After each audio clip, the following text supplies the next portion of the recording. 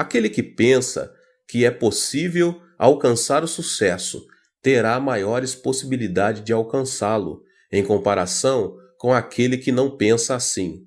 Se pensarmos que algo não é possível, a mobilidade de nossa atitude também será reduzida.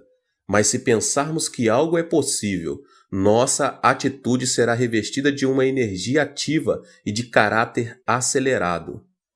A psicologia humana não se desenvolve de forma gradual, mas de maneira drástica quando ultrapassamos nossas próprias limitações. Houve um tempo em que se acreditava que era impossível percorrer uma milha em 4 minutos.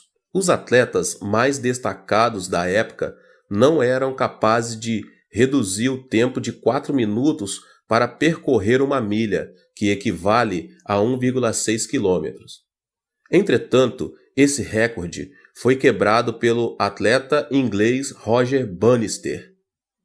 Conta-se que Roger experimentou diversas formas e estratégias para quebrar o recorde mundial e nunca deixou de pensar que era possível conseguir algo melhor, procurando modificar sua maneira de correr durante vários meses.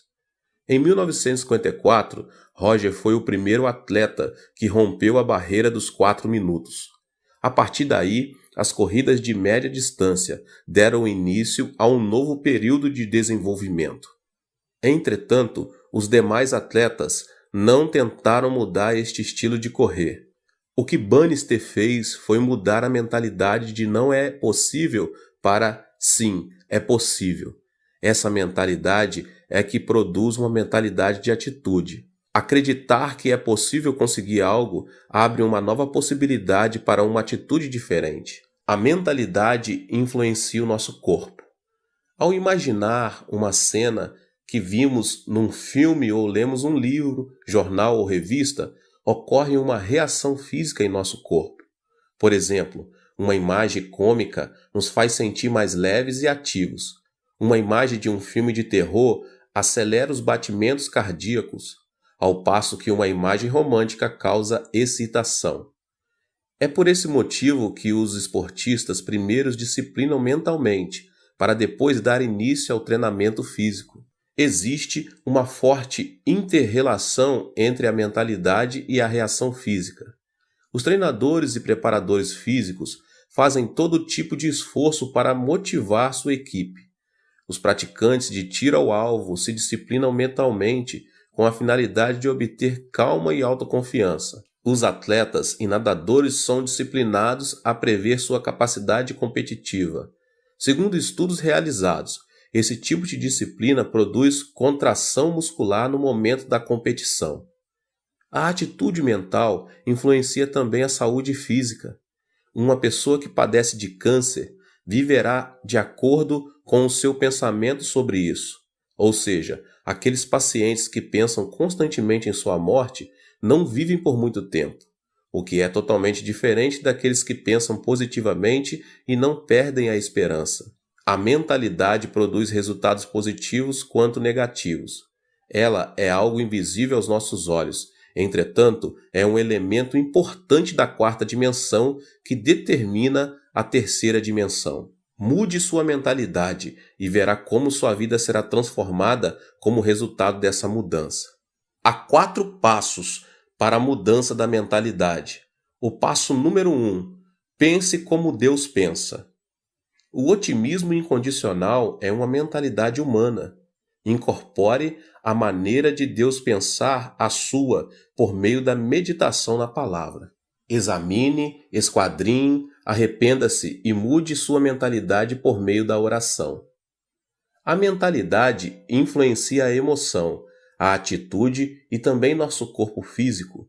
O pensamento positivo é um elemento que pertence à 4ª dimensão humana, mas também não é uma chave mestra que soluciona todos os nossos problemas. Uma mentalidade forte se baseia na palavra, no espírito e em nossas orações. A palavra e a oração inspirada pelo Espírito Santo são elementos poderosos que transformam as circunstâncias da 3ª dimensão, pois o Espírito as vê a partir de uma perspectiva negativa, positiva e neutra, com a finalidade de chegar a uma nova alternativa e conclusão. Devemos procurar ter uma mentalidade subordinada a Deus e não uma mentalidade humana. Aplique a palavra de Deus à sua mentalidade. A palavra tem um poder gigantesco. Todas as coisas, além de todos os milagres e prodígios, foram produzidos pela palavra de Deus. Jesus fez uso da palavra para vencer a tentação do diabo no deserto. Uma transformação extraordinária acontecerá em sua vida, se tão somente conseguirmos aplicar a palavra poderosa de Deus à nossa mentalidade. Uma mudança extraordinária acontecerá em nossa vida, se tão somente conseguirmos aplicar a palavra poderosa de Deus à nossa mentalidade. Devemos nos aproximar da palavra, mas não nos contentarmos somente em lê-la. Precisamos usar a palavra como arma poderosa quando mais necessitarmos dela. Contudo, para isso temos de memorizá-la. A palavra é uma arma mais poderosa de guerra espiritual contra as potestades demoníacas. É importante estabelecer um plano, memorizar uma vez e depois novamente. Não se esqueça de seguir esse processo de aprendizagem, pois dessa maneira terá em suas mãos a espada do Espírito Santo. O passo seguinte é a meditação. Como é feliz aquele que não segue o conselho dos ímpios, não imita a conduta dos pecadores, nem se assenta na roda dos zombadores. Ao contrário, sua satisfação está na lei do Senhor, e nessa lei medita dia e noite. Salmos 1, 1 e 2. A meditação nos ajuda a entender e aplicar a palavra em nossa vida diária. Esforce-se em meditar na palavra de Deus em todo tempo e lugar.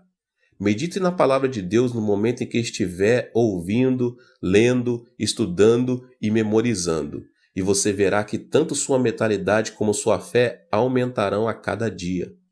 Foi comovente ler o livro que um dos professores da escola bíblica de minha igreja escreveu. Jeon Moon-sik, ele era um presidente da Erac Electronics, começou a trabalhar fundamentando os dois princípios: assistir aos cultos todos os domingos e servir como professor da escola bíblica. Em consequência disso, abandonou seu trabalho, que requeria jornada integral, incluindo domingo, e abriu sua própria empresa. O diácono Jeong é um homem que perdeu o pai aos 10 anos de idade, concluiu o ensino médio numa escola noturna e, com o dinheiro do fundo de garantia de 3 anos de trabalho, começou seu próprio negócio em uma garagem, um sótão com somente $500. Todavia, a pressão era tanta que frequentemente sentia vontade de tirar a própria vida. Mesmo em momentos de muita depressão, ouvia uma voz que dizia: que ninguém engane você com mentira e vaidade. Não se atenha às circunstâncias, mas apegue-se a Deus em fé absoluta. Tal palavra fez esse homem superar as circunstâncias, a depressão, a ansiedade e a aflição. O segredo da vitória se encontra no alimento espiritual.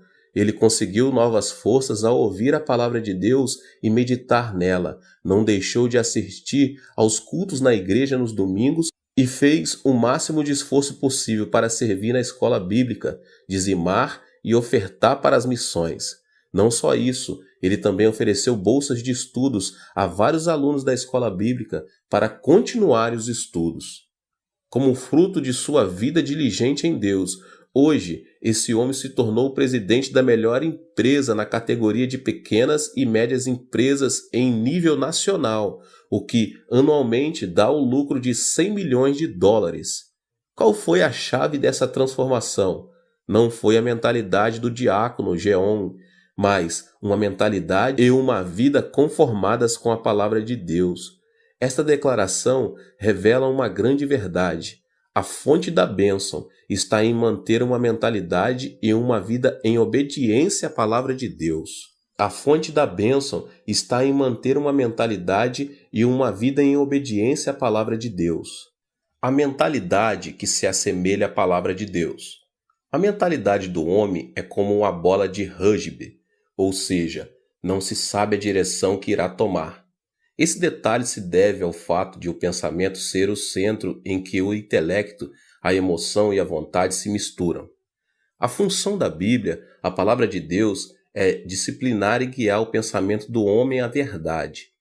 O fruto vem quando alguém vive cheio da palavra de Deus e em obediência a ela. Isso resulta na força que transforma a terceira dimensão circunstancial.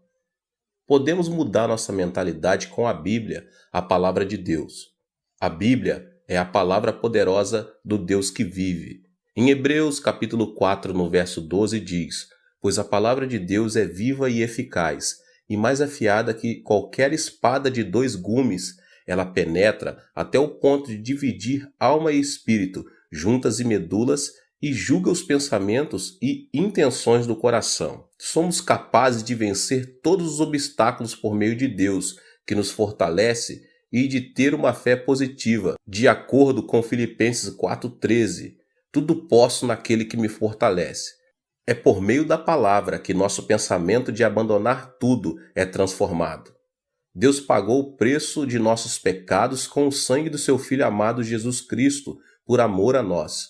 Devemos nos lembrar que tudo é possível em Cristo, que venceu o mundo da terceira dimensão circunstancial. Podemos ter paz quando cremos que Deus estará conosco, ainda que andemos pelo vale da sombra da morte, e enquanto estivermos sobre a sombra de suas asas. Ainda que nossos olhos não vejam, ainda que nossos ouvidos nada ouçam, que nossas mãos não toquem, se tão somente cremos que Deus está conosco em meio à escuridão, nossa mentalidade será transformada e alcançaremos novas forças para vencer toda depressão e desesperança. O fruto vem quando a pessoa muda de mentalidade e alinha seu pensamento à quarta dimensão da Bíblia, isto é, a palavra de Deus, e o milagre extraordinário de Deus se manifesta. Alimente seu coração e mente com a palavra de Deus, porque você passará a usufruir de uma vida vitoriosa à medida que o reino de Deus tome o controle de sua vida e circunstâncias. A mentalidade que se assemelha ao Espírito Santo. Quando recebemos Jesus Cristo como nosso Senhor e Salvador, o Espírito Santo vem habitar em nós. Recebemos então o batismo do Espírito Santo e a plenitude do Espírito que nos enche de alegria.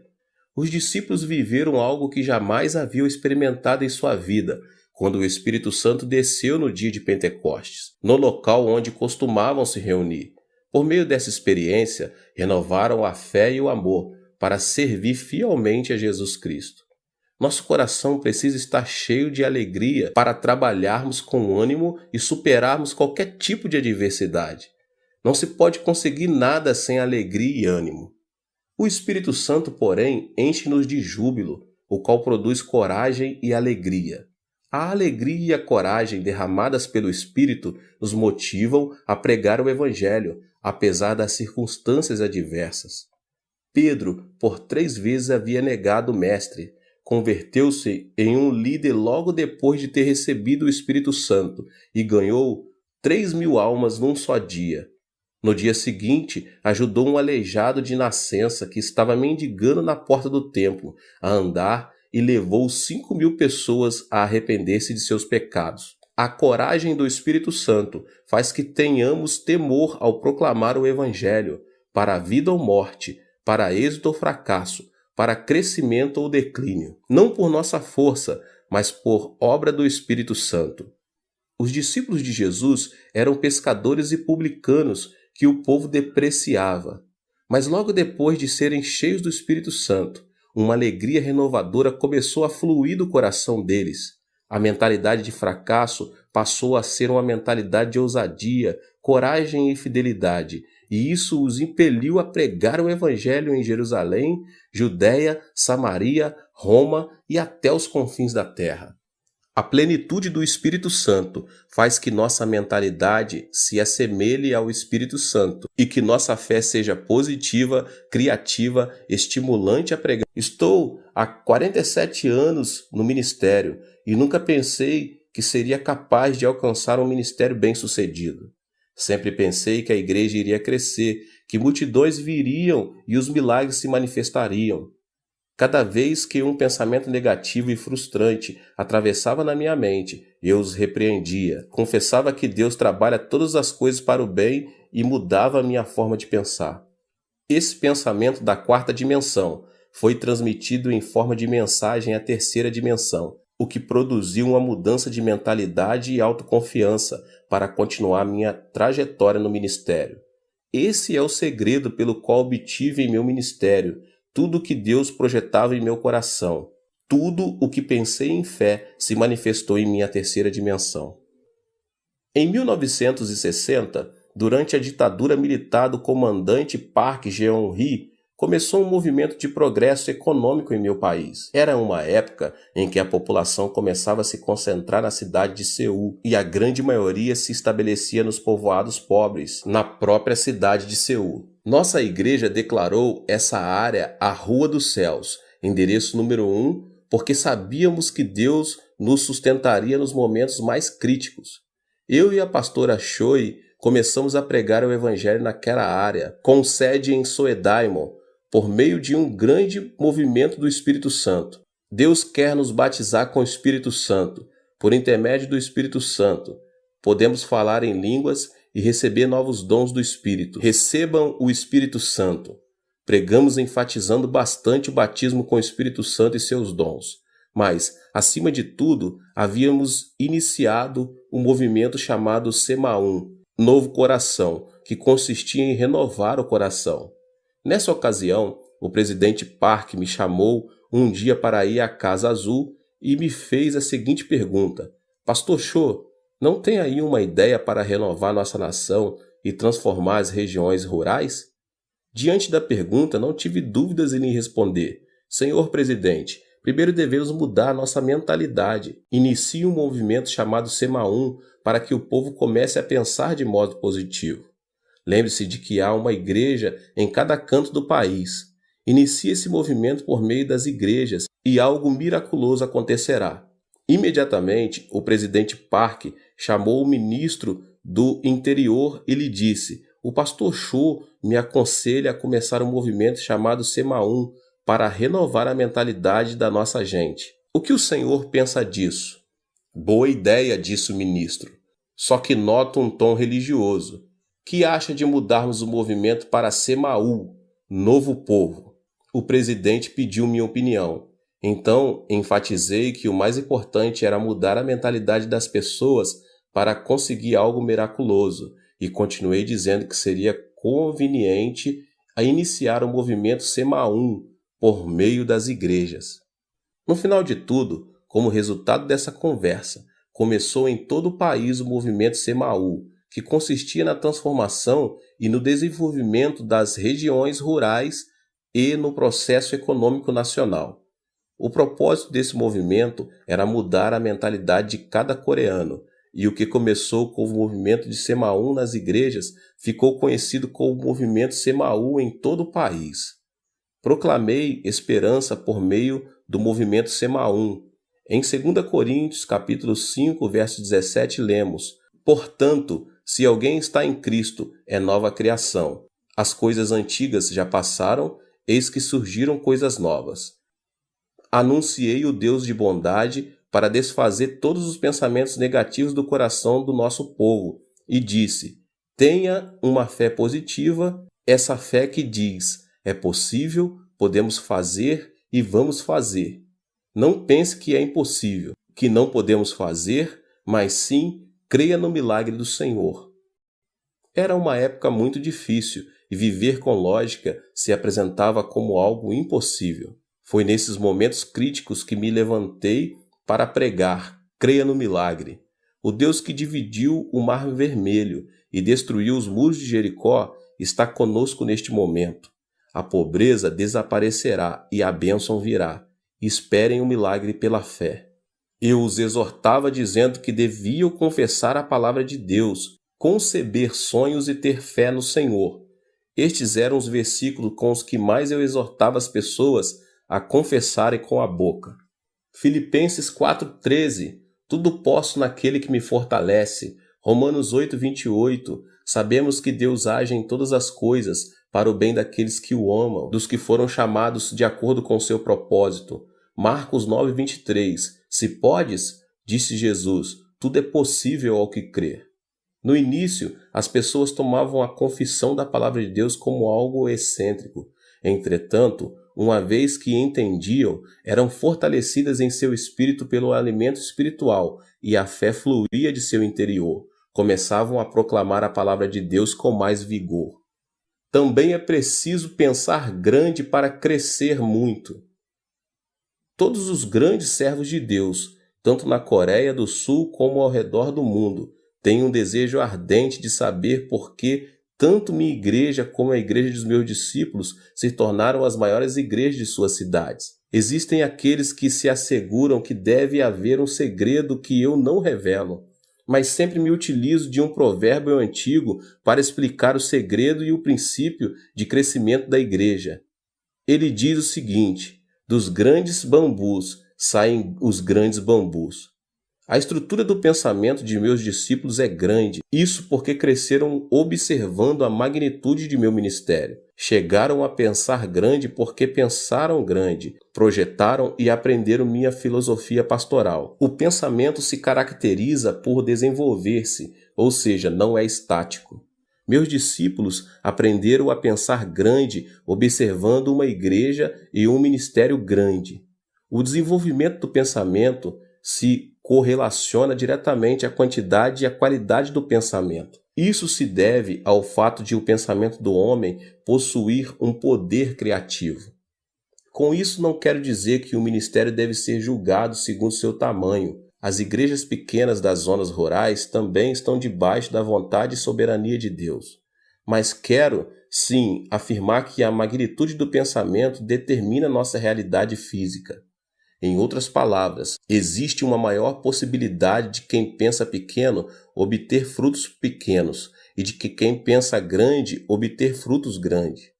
O que é fundamental aqui é a pessoa ser positiva e ativa em procurar desenvolver seu pensamento da quarta dimensão dentro da esfera dos seus sonhos. Pensar grande não resulta automaticamente em um grande fruto. O pensamento é apenas um começo. A seguir, deve haver uma ação que o sustente. Por exemplo, um agricultor não deve esperar uma colheita abundante sem ter semeado. Se deseja colher, primeiro deve semear. Ao refletir sobre meus 47 anos de ministério, devo admitir que não somente pensei grande, mas também me esforcei ao máximo em oração, consagração e estudo, com a finalidade de alcançar o desejo do meu pensamento. O trabalho árduo e a consagração são fundamentais para que o pensamento se torne realidade. Mude seu pensamento com um programa positivo. A Bíblia afirma que o que se vê foi feito do que é invisível. Ou seja, a terceira dimensão visível não é produto da terceira dimensão visível, mas está debaixo da influência da quarta dimensão invisível. A pessoa que pensar negativamente na quarta dimensão enfrentará situações negativas. Em contrapartida, a pessoa que pensar positivamente irá deparar com boas obras, segundo seu pensamento. Nosso corpo é uma habitação onde está o computador da quarta dimensão. Um dos elementos que programam esse computador é o pensamento. A mentalidade produz ondas do mundo da quarta dimensão que influenciam a terceira e acabam imprimindo resultado em nossa vida. O que obtemos impresso é consequência do programa que instalamos. Por exemplo, um programa que contém a tristeza e doença transmitirá programas de doença e tristeza, tanto em nosso corpo como em nossa vida, elementos que pertencem à terceira dimensão. O pensamento de depressão, de ira, faz funcionar automaticamente um programa que produz estresse e enfermidades. Por outro lado, a pessoa que instala o programa de sua mentalidade com pensamentos positivos irá deparar com circunstâncias positivas na terceira dimensão. Pensar que sou saudável, feliz e que me sinto bem influencia a terceira dimensão e produz satisfação, vitalidade e energia. Também é importante ter uma mentalidade afirmativa, a qual consiste no pensamento positivo de confessar que algo é possível. Não devemos permitir que nossos lábios confessem: não é possível, não posso, não sirvo, sou um fracasso. Uma pessoa ativa sempre diz: é possível, tudo é possível ao que crer. A pessoa que tem uma mentalidade ativa se caracteriza por sua convicção. Não pense que fracassará, mas pense que é possível, que você pode e vai fazer. Estabeleça metas e comece a trabalhar. Não deixe de pensar no sucesso e leve em consideração que, ainda que o justo caia 7 vezes, tornará a erguer-se. Provérbios 20. Por causa da queda de Adão, o pensamento do homem está repleto de elementos negativos. Se não quebrarmos a ira, a desesperança e a frustração, elas continuarão crescendo incontrolavelmente. O pensamento do ser humano é composto por elementos negativos por causa da sua própria natureza decaída. Por isso, um pensamento negativo atrai outro pensamento negativo em uma reação em cadeia. A constituição do pensamento humano contém elementos negativos e destrutivos, os quais são o ódio, a ira, o terror, a ansiedade, a tristeza, a frustração, o pecado e as marés do mundanismo. Para ter uma vida vitoriosa, devemos, em primeiro lugar, mudar a constituição da nossa mentalidade. Ela depende da influência externa. A constituição de uma mentalidade é de caráter obediente quanto à sua relação com fatores externos de influência. Devemos fazer que nossa mentalidade seja influenciada por circunstâncias positivas, criativas e produtivas. Também devemos quebrar todos os elementos que destroem nosso pensamento da quarta dimensão, tais como a ira, o medo, as circunstâncias negativas e outras coisas mais.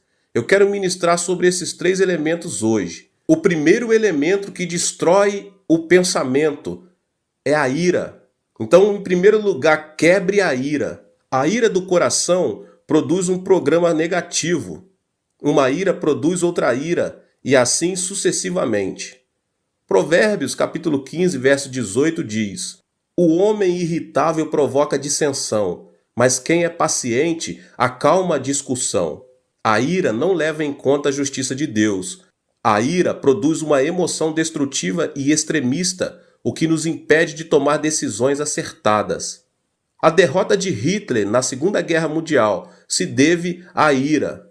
O ditador alemão se sobressaía por sua destacada inteligência, capacidade de observação, julgamento e a liderança em comum. Mas, por causa do seu caráter irascível, seus subordinados não se animavam a lhe dar informações que o irritassem. Quando estava em plena batalha contra os ingleses e os franceses, tirou a arma principal da zona norte de combate e a colocou na antiga União Soviética, o que se revelou uma decisão infeliz e lhe custou a derrota. Quando o exército aliado iniciou a invasão na Normândia, seu ajudante de campo, sabendo que simplesmente alterando a direção das forças armadas que se dirigiam para a União Soviética poderia evitar a catástrofe, ele teve medo de despertar Hitler, que dormia.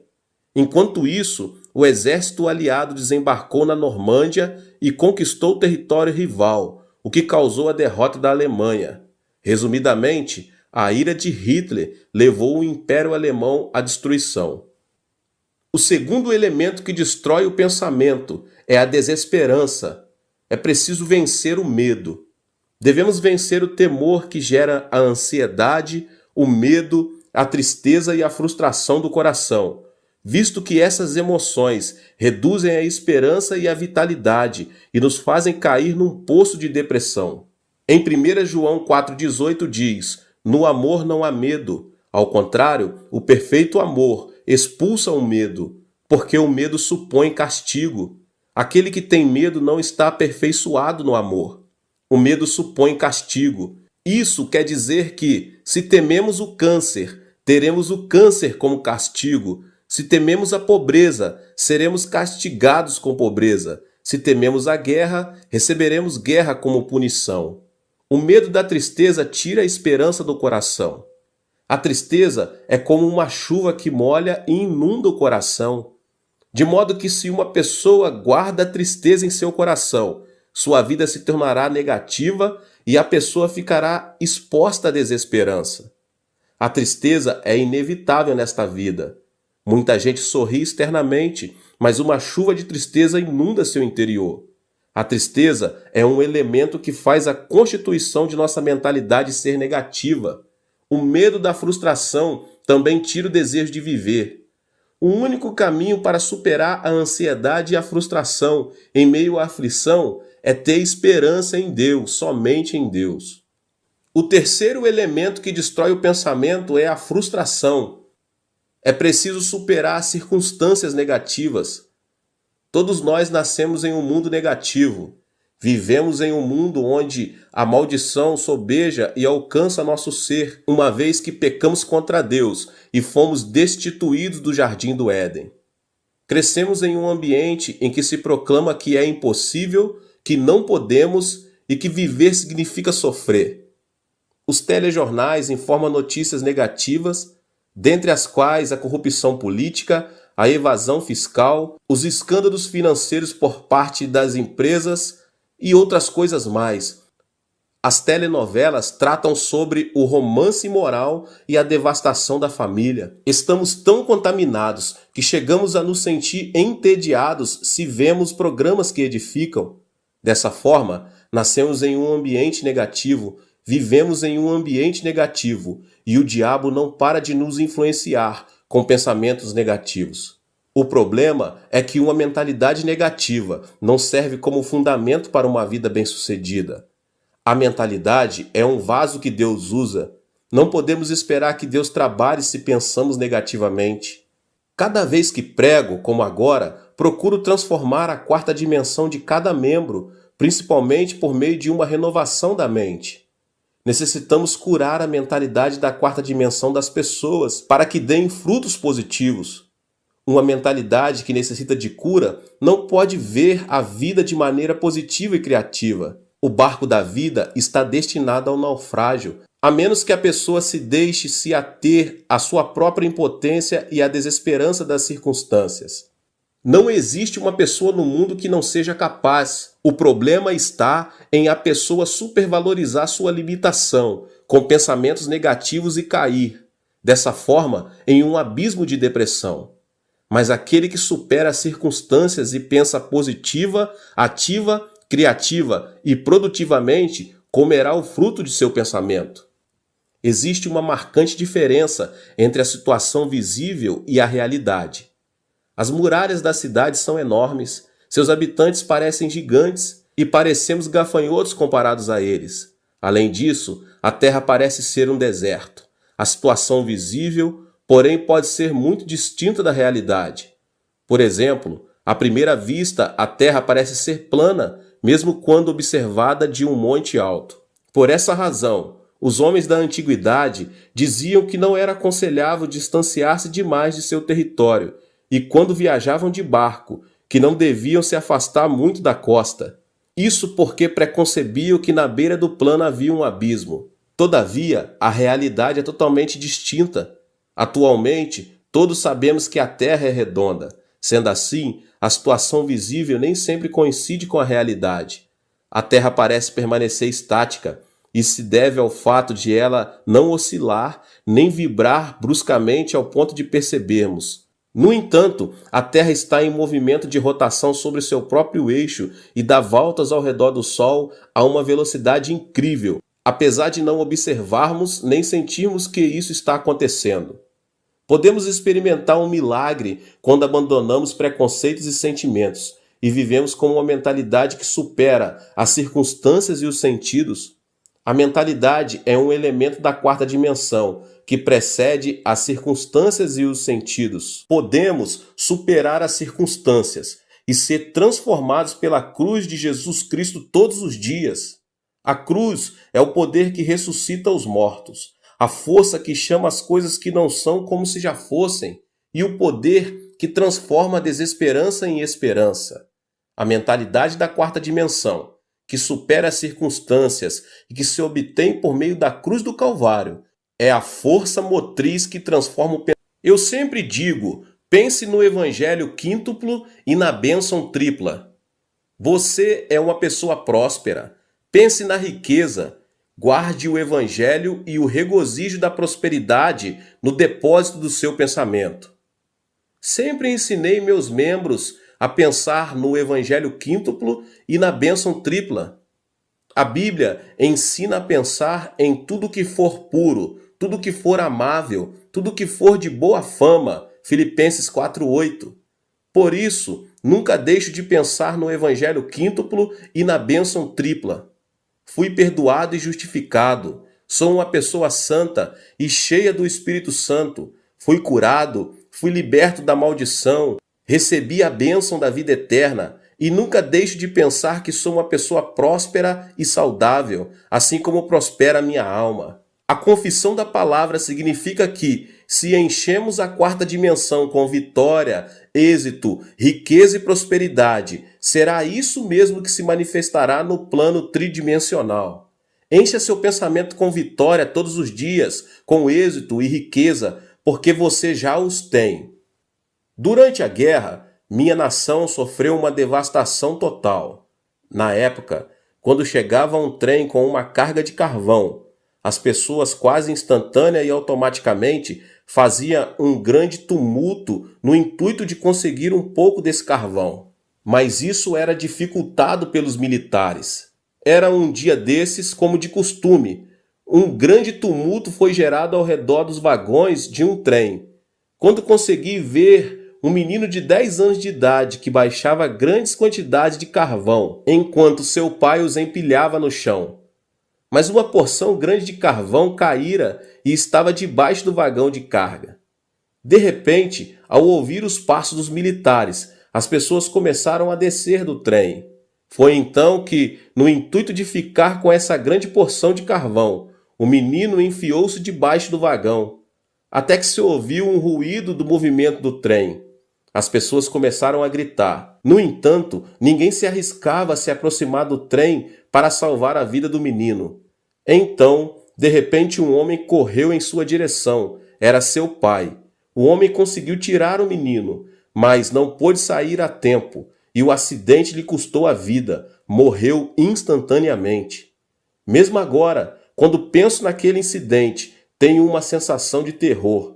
O pai do menino, sabendo que morreria em questão de segundos, logo depois de tirar o filho, fez sinal com a mão para que ele se afastasse o mais distante possível. O trem arrancou e o pai do menino morreu. Pensei, por que esse homem salvou a vida do menino, sabendo que poderia vir a morrer? Ele não poderia continuar vivendo e ter outros filhos? Por que deu a vida por seu filho? Eu era apenas um aluno da escola secundária e não conseguia entender o que os pais sentem por seus filhos. Mas hoje que sou pai de 3 filhos, posso entender o porquê. Não existe uma teoria ou lógica que explique o amor de um pai. O amor é mais forte que a morte e impulsiona a pessoa a dar a vida por seu filho. Aquele homem sacrificou a vida por amor a seu filho, mesmo tendo a possibilidade de manter-se indiferente e assim salvar-se. O mesmo acontece com Deus. Deus, por amor a nós, quis nos salvar, mesmo pagando um preço muito alto. Por isso enviou seu Filho amado Jesus Cristo. Foi Deus mesmo quem encarnou e morreu na cruz. Podemos ser corajosos ao compreender o amor de Deus, e esse Deus está conosco. É isso que representa a transformação da mente na esfera da quarta dimensão. Ou seja, existe um fundamento sólido sobre o qual podemos afirmar que nada é impossível para Deus. E experimentaremos vitórias e milagres ao dar passos de fé e dissermos: tudo é possível. Meus irmãos, a ressurreição de Cristo é o fundamento da nossa riqueza. Qual é o argumento de nossa riqueza, baseados no qual podemos confessar que somos prósperos? O fundamento é a morte e a ressurreição de Cristo.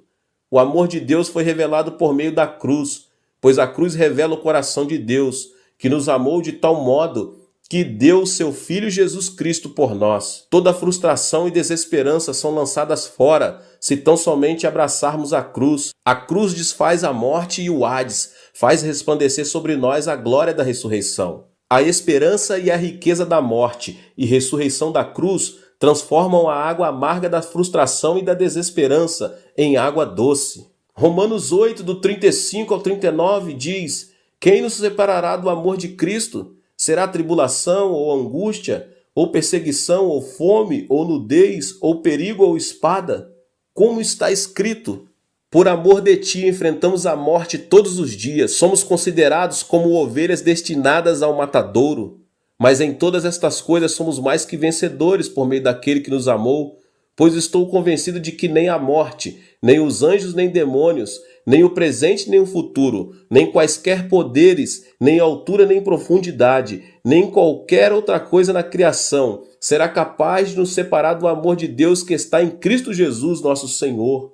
Da mesma forma, o poder e a glória da ressurreição de Cristo Jesus transformam a água amarga da desesperança em água doce. Mostrarei agora a você o primeiro elemento da quarta dimensão.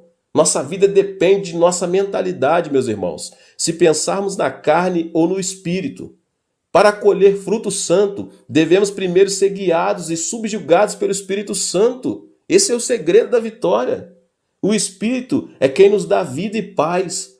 Nossos desejos são realizados à medida que aprendemos a pensar juntamente com o Espírito Santo. Lembre-se de que o pensamento é um fator de influência.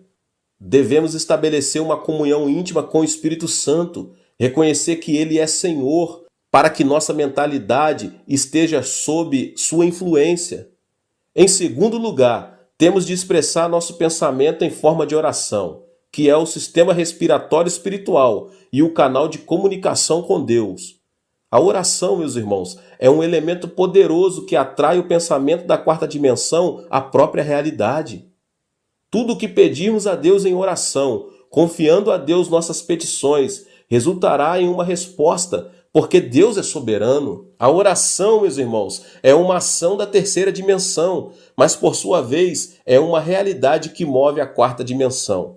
Deus dotou o homem com o privilégio de comunicar-se com ele, e isso se dá por intermédio da oração. A oração que coincide com a vontade e o pensamento de Deus é o poder que move o coração de Deus.